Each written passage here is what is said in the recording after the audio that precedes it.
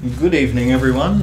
Today, we're taking a step back from such exotic and exciting vegetables and fruits. And I was thinking when I was out and about, what do I want to talk about next? And I wasn't really feeling a lot of inspiration. After horned melons and red kiwi fruits, it's hard to go back to the basics of apples and pears and spinach and stuff like that. But I looked at the kale here that we're going to be looking at today, and I thought, that's it. That's the vegetable I'm going to do next. Because kale, for a while now, it's sort of a while ago it's sort of exploded in popularity here. Most people didn't really eat a lot of kale, and I guess most people don't really eat kale today either. But for people who are real health junkies, kale has exploded in popularity.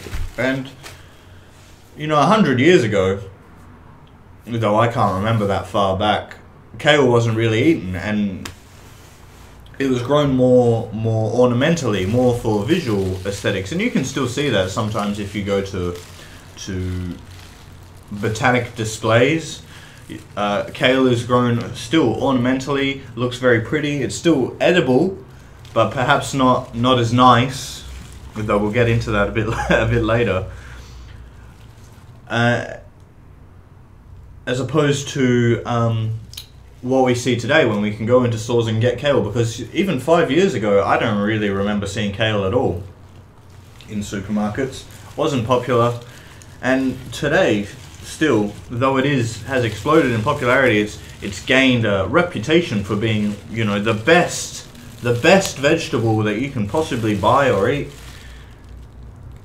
The flip side of that is that it also has an infamous reputation for being not very friendly to cook with, to eat. And if you know much about it, it's extraordinarily hardy. If you want to grow kale, it's actually quite easy, and kale will grow quite happily up to below freezing, and it's grown it in Scotland and Russia and just places that are very hostile to maybe more temperate plants. But kale can be grown just about everywhere. It's very hardy, but to eat, the leaves are very tough, notoriously tough. And I in my past, I dabbled a little bit with smoothies, because those are all the rage nowadays. You get your NutriBullet or Magic Bullet or Magic Ninja or whatever ridiculous branding is out there, and you make all your smoothies, your health smoothies. And I wasn't really big on the whole idea of replacing meals with smoothies, like getting up and I'll have a smoothie for breakfast. But I was dabbling in the smoothie art, I suppose, and I tried smoothies with kale, because as almost everybody knows, anybody who has been listening to the news or whatever, kale is the most amazing thing you can eat, and we should be consuming more of it because it's just that healthy. But it's very hard to work with if you've ever tried to work with it. And when I tried using smoothies, I don't have smoothies anymore. I don't even so much as own a blender or a food processor. But perhaps I'm just really lousy at making smoothies. But when I try blending it, it doesn't even, if I just had a strawberry and I just crushed it, or apples and stuff like that, they're very juicy, and they puree, I guess you would say, quite easily. Whereas kale is very tough, and what I ended up with was little tiny bits of kale that weren't dissolving into the greater smoothie mixture, and it wasn't the most pleasant thing to drink. But you stick it out because you think, wow, I'm consuming kale, and that's what's important, because I'm just gonna be superhuman if I just keep eating this stuff, because it's that healthy. Now kale isn't so much a singular plant like we might think of with maybe cauliflower, but kale is a more broad classification of leafy vegetables that don't grow in a head like a cabbage or a Brussels sprout or a lettuce, but are also members of the same family of vegetables as broccoli or Brussels sprouts or cauliflowers. And so this is the most common kale that I see, and this is actually curly kale, and this is what maybe most people think of when they think of kale, but there are actually a few others. The second most common I see would probably be Chinese broccoli, also known as Chinese kale. I think the actual Chinese name for it is Gai Lan or something like that. And that's quite short. It looks a bit like spinach, actually. And that, again, is just the defining characteristic of kale is that it doesn't grow in a big head that you can just pick up and move around. This is all stalks. You can see the stem comes out here, and they're all like this, and then the leaves come off the side. But it's not one mass like a cauliflower or a broccoli, let's say. And then moving on from there, the other types that I have seen is Tuscan kale, which is otherwise known as dinosaur kale, which isn't, if I zoom right in here, maybe you can see a bit better, but obviously these leaves are very frilly, they're very curly, and dinosaur kale, which is a very exciting name, or Tuscan kale, Tuscan cabbage I think it's also known as, is like it's darker and it's just a flat leaf basically, and it's maybe a bit thicker perhaps. And then after that you have the same red kale. I think it's called red ball kale, but it's like this, but it's red. And you have Russian kale, which is also red. It's usually smaller, which I've never seen. And on top of that, you have the young varieties of all these things. So you can get baby Tuscan cabbage or baby kale. And generally, when we talk about baby vegetables like baby spinach or stuff like that, they're much more tender, I suppose is the word people might use. They're less tough, they're easier to work with, easier to consume. They break down easier when cooking. Usually the flavors aren't, if you have something like Brussels sprouts maybe, which are a bit bitter, if you have baby Brussels sprouts, which you can buy, that bitterness factor will be cut down a bit. It might taste a bit sweeter. So the baby vegetables are a lot just nicer, I guess you would say, nicer tasting generally is how a lot of people would think of them. Okay, so kale, very tough, but again, when I was in the store and I was really thinking about it and talking to people about kale, as one does, I was thinking, kale, it's been so long since I've tried it, I didn't enjoy it. Did I really give it a fair go? Did I really give it a fair shake of the sauce bottle? Maybe I'm just an idiot who doesn't know how to use it. And so I was really feeling enthusiastic about this. I thought, well, there's only one way to find out. I'm going to get a bunch of kale, something I haven't done in a very, very long time. And I'm going to give it my all here. And so I've tried my best here. Well, maybe not my best, but I've put in about as much work as I'm willing to. And I've got a bit of cooked kale here, and all I've really done is kept it on low heat, sauteed it with some onions and some garlic and a bit of chicken broth that I had in excess, salt, pepper, and a bit of lemon juice on top at the end. Now you might look at that and think, you bloody pelican, what are you thinking? This is a kale review and you've chucked in all these ingredients. How are we going to get to the kale? Well, the answer to that is I don't know, but hopefully we should be able to suss it out. We should be able to taste the kale beneath it, maybe we can sort of get a bit towards the answer of whether kale is worth our time in terms of cooking it, and how we can cook it, how we can use it a bit better, because it is notorious for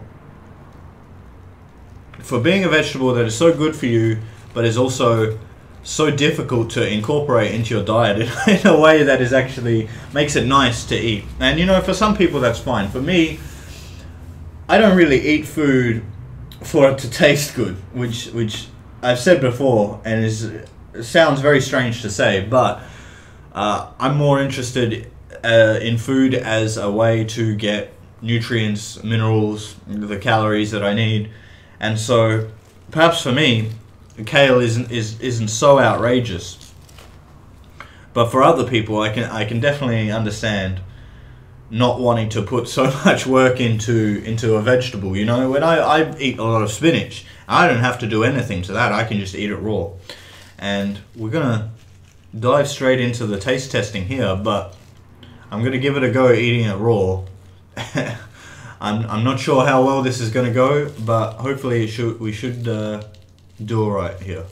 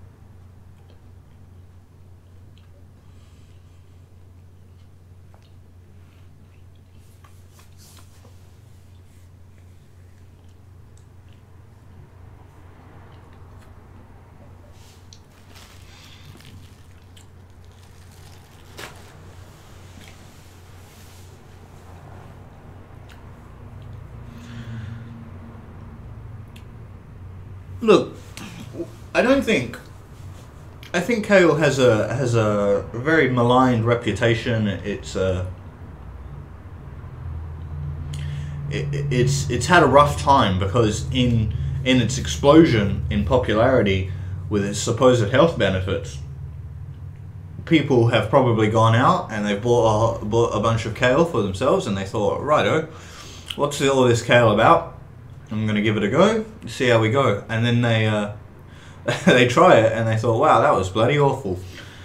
And I don't think it's perhaps that bad. You know, the people will talk about kale, and like one person will say, oh yeah, I didn't really like it, and the other person will say, yeah, I tried some, I didn't really like it either. And then it sort of snowballs from there until, you know, so many people, these exchanges have happened where the reception has been negative, and it's just snowballed to where kale is the worst thing ever. But the taste itself isn't that bad. It's pretty much standard what you expect from a member of the Brussels sprout cabbage family. It tastes very similar, sort of bitterness. The real detrimental quality of the kale is that when you eat food generally, you know, a lot of the content is water. Now, I don't know the specific water content of kale, but the purpose of chewing is to break things down a bit so they're easier to swallow. And usually what happens in the process of chewing is things go from a solid state to a more pureed liquidy state, so they're easier to swallow. And not to get too visceral with my description of what it's like to chew, I'm sure you've all chewed, you know what it's like, but the thing about this is it sort of reminds me of eating parsley. If you've ever grabbed a bunch of parsley and eaten it, I'm talking about the standard normal parsley, not continental or flat leaf parsley here. And you probably haven't, because that's a strange thing to do, but I used to eat parsley a lot, just on its own. And it breaks up into these tiny little bits. And kale is worse than this. Kale and parsley, we'll forget the parsley. But kale breaks up into these tiny little bits. They don't form a more pureed, liquidy state like other foods do that makes it easier to swallow. It breaks up into tiny little bits that get stuck on the roof of your mouth, in between your teeth. And so that's really what makes it so unpleasant. It's not so much the taste, because the taste is pretty standard, I feel. It's like a Brussels sprout, like a cabbage. I mean, this bit that I've eaten just now, it didn't really have that sort of spicy flavor, which comes from the ancestor plant of all these, which was mustard greens, or the mustard plant, or something like that. You know, mustardy, spicy, peppery goodness, which I didn't really get from that. You get that just normal Brussels sprout bitterness here, but I say it's bitter, but that's not really to say it's unpleasant. It's the standard flavor of that this vegetable group that people are familiar with. Again, I can barely speak here because bits of kale are flying into the back of my throat that I wasn't able to swallow, and I'm choking on them. And that's really what makes it so unpleasant. So, you know, if you have a bunch of kale, you're chomping away on it like some sort of deranged rabbit. You want to make sure, I would say, to have a glass of water or something nearby, so you can thoroughly clean the edges of your mouth and hopefully wash it all down, and so you're not sucking bits of kale into the back of your throat and choking and hacking them up, because it's really quite unpleasant. That's why kale has such a bad reputation. And again, when I was putting it into smoothies, it doesn't, or it didn't for me. Maybe I'm just a lousy smoothie maker. It doesn't go into the rest of the smoothie mixture. You just end up with little bits of kale, and you end up with the same sort of problem I described, though probably a little bit better because you are drinking in the process, so it's all hopefully getting washed out. And even when you empty your smoothie container out, or you finish drinking, you'll see that little bits of kale are just stuck, like bits of shrapnel, all around the walls of your cup or your blender or what have you. So that's really what's so negative about the kale, is its hardiness. It's tough. It grows anywhere, and it doesn't want to be eaten. You know, you're trying to chew it, and it's doing everything it can to stop being swallowed. And so I've got it cooked a bit here, you know, slow cooked and sauteed a bit, and I'm just gonna see how this goes.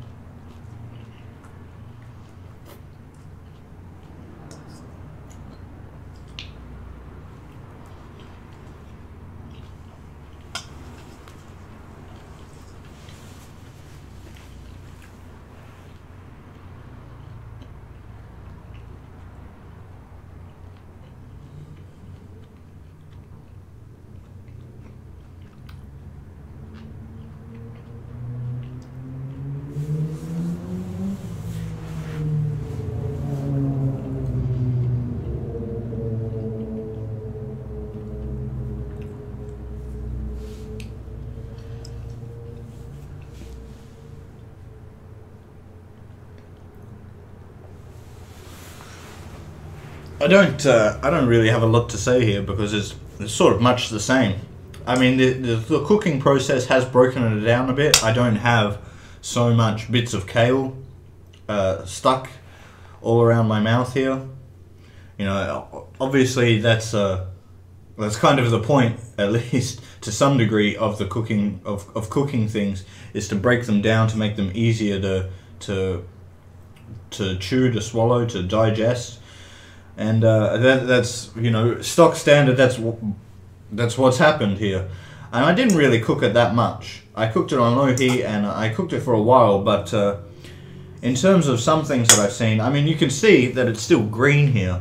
I've seen people say, hey, take your kale, chop it up, get rid of the stems, chop all the leaves up, saute it until it's pretty much brown, then take your sauteed kale that all the color's gone out of, and then you take that, and then you can boil it and you can steam it, and then it'll be edible. Look, I don't think you need to go that far. And one thing I forgot to mention here is I've got a bit of stem here, and people have said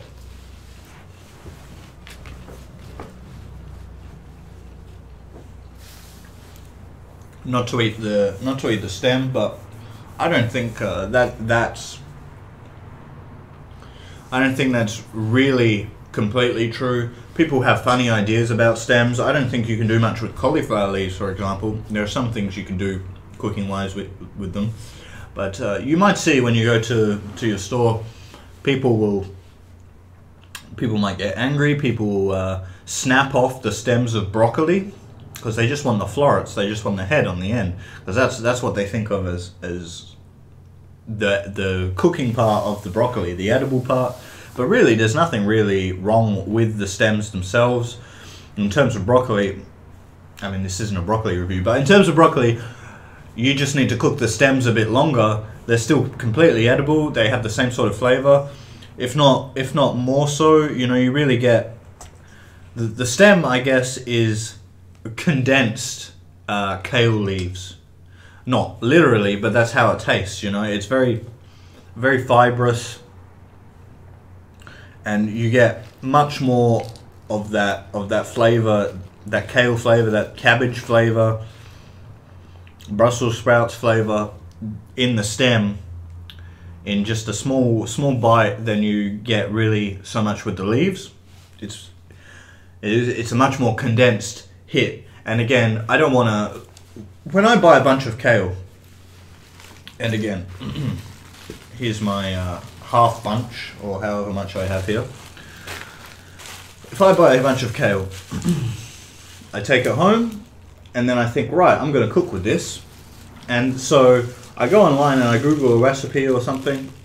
I DuckDuckGo a recipe, and it's like, oh, the stems, they're just completely useless. So right away we chop off like all these stems here, and then we take this bit here that we've got, and we want to get rid of, you know, the thick part of the stem, at least here, and then we can just use the leaves. Now, I don't know about you, but I've just gone out and I've dropped however much money I've spent on this kale, and then I've just thrown half of it away. And this is something that's supposed to be this amazing, this healthy superfood, and I've gone out and I've spent money here, and I thought, yeah, you know, this is this amazing superfood, but really, I don't want these parts. I'll just throw them away. Now, look, if you're looking for something that's perhaps a bit easier to cook with, and you're not too fussed about the wastage, go ahead, you know, throw it in the bin, compost it, do whatever you want, give it to your dog. Probably don't do that. You know, I knew a woman who was a vegetarian, like a rabid vegetarian, and so much so that she owned a dog, and she would brag almost that her dog was vegetarian, so she didn't feed her dog any meat. She fed him like boiled broccoli stems. I've never fed any of the dogs that I've owned boiled broccoli stems, and nor do I want to. That seems look, maybe they really enjoy it, but that seems quite horrible to inflict on a dog. But moving on from the tangent here. Don't give kale stems to your dog. They're perfectly fine to eat, but if you know, you don't like the toughness, you don't like the fact that they're hardier and more difficult to cook with, then, you know, there's nothing I can say to make you eat the stems. So I've sort of lost my place here, but yeah, look. I'll briefly mention, because if you go online and people will say this about cauliflower and broccoli. And with cauliflower and broccoli, I think perhaps it's not so relevant because most people don't eat those raw. But there is, I would say, some people will make a big deal about, I'm not sure what you say, chemicals within this kale, that when you eat it raw, when you don't cook it to break some of those down, they can interfere with your thyroid health. And that's true, but I think a lot of these things are overblown. Like you'll encounter people that will say don't eat the core of the apple, and the supposedly bad part of the core of the apple is the seeds, and the seeds contain cyanide. But that's true, but the amount of apple seeds that you would need to consume to die is so huge that it's not even worth worrying about. And similarly, the only real instance I've heard of somebody having to be hospitalized as a result of eating leafy greens raw was, I think, a woman in China who ate 3 bunches of bok choy for 3 months straight or something, and nothing else. And it's a similar sort of case with kale here. You know, to really do some damage to your thyroid health and damage your hormone regulators and whatever else, you would have to eat 2 bunches a day and not much else for months on end. And most people, they don't even want to eat half a bunch a day for any amount of time. So I don't think it's really that much you have to worry about. People eat kale raw, again, in smoothies, and their kale slaw is popular now. People are always trying to do something to mask the kale, I think, here, where they throw in kale in their otherwise normal, regular smoothie because they want that healthy benefit, but they also don't like kale. They just like the benefits they get from the kale, so they try and mask it with the flavor of strawberries and watermelon and whatever else in your smoothie. And the same sort of thing with kale slaw here, which is just coleslaw with kale mixed in. Well, what's the typical factor of coleslaw? I mean, it's just smothered in dressing. So when people come along and they're like, "Oh, I'm going to have some kale slaw," well, they're not really tasting or eating the kale. They're just sort of, the dressing is the main focus of the kale slaw, is what really makes it the pleasure to eat. And so people are eating raw kale. Nobody's dropping dead as a result. I don't think it's something we really need to concern ourselves with, unless you really have some sort of condition, and I don't know, you can consult your doctor on the viability of eating kale raw. But again, just eating it like I did in this review raw is not something that I would think that most people are particularly interested in. And I think it's important to sort of mention one thing here, is talking about cooking vegetables, talking about cooking anything really, is there's nothing that can really say, oh, this is the best method of cooking, this is the best method of eating, etc., etc. You know, people will say, oh, it's best to eat vegetables raw because when you cook them, you lose nutrients and vitamins and minerals in the vegetables. And that's true for a lot of things with meat, with fish, and everything. It's just, well, people can't really eat chicken raw. That's true in the sense that you do lose some things. Like with kale here, I think kale has a lot of vitamin C, vitamin K, and when you cook it, the content of that goes down. But on the other hand, when you cook things, the cellular walls in the vegetables will break down a little bit, and you'll be able to get more nutrients from that are tucked away, I guess, a bit more inside the vegetable that you wouldn't be able to get otherwise.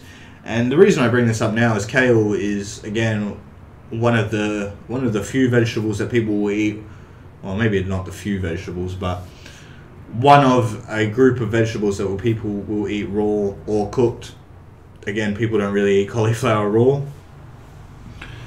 And so people will say, hey, it's best to eat vegetables steamed, it's best to eat vegetables boiled, don't fry them. And really, I guess when we're talking about vegetables generally, I think, yeah, maybe it is best to eat them raw, and you get a lot of your vitamin content not degraded that way. But you also lose out on other chemicals and nutrients and what have you if you do cook them. So eat raw and cook vegetables. I guess I'll leave it with that. If you wanna absolutely optimize your dietary needs. But for most of us, we're not that concerned. We can just go through our lives, and as long as we're eating the fruits and vegetables and not eating McDonald's or something every day, I think we'll be fine. It's not something we really have to worry about. I don't know if I have much more else to say. There might have been something that I had in mind, but I've completely forgotten it by now. Yeah, kale, I mean, there isn't really much to say about it that you can't also say about, or you wouldn't naturally think about when you think of the other vegetables that it's related to, like cabbage or Brussels sprouts, like that. So you can saute this, you can stir fry with it, you can steam it, you can boil it, you can eat it raw, you can put it in smoothies. Well, you probably wouldn't put Brussels sprouts in smoothies, so maybe that's a unique factor of kale here. But again, it's got that very similar flavor, that underlying bitterness, and a touch of pepperiness or spiciness, but not as much, I would say, as cabbage maybe does.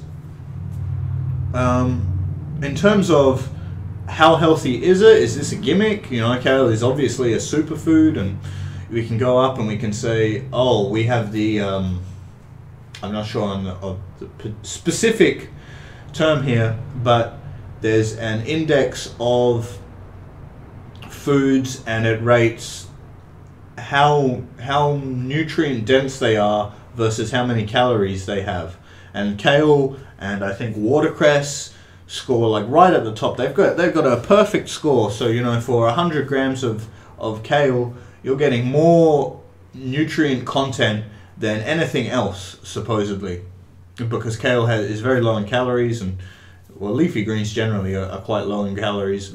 All fruits and vegetables are low in calories. Most people, myself included, eat meat, and not myself included, but most other people will eat breads and pastas and stuff like that, which is where you get the majority of your calories. To really get hit maintenance calories to break even, and you would just wanted to eat fruits and vegetables, you know, you'd have to be eating a lot of spinach or a lot of mandarins or something like that, or a lot of watermelon, because typically those are very low in calories. But moving on.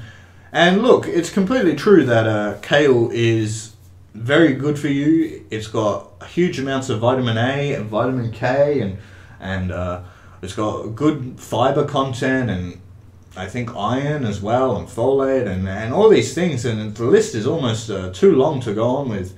Does that mean we can just sit around and we can just eat kale non-stop like rabbits?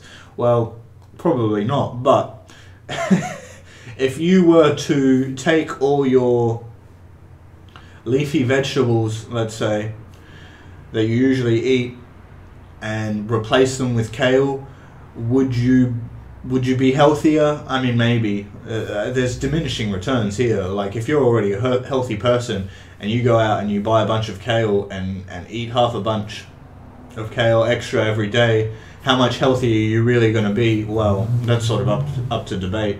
That's something you'll have to worry about on your own. But kale is very good. You know, if you're not eating vegetables or fruits, well, first of all, I'd encourage you to fix that and maybe start doing that.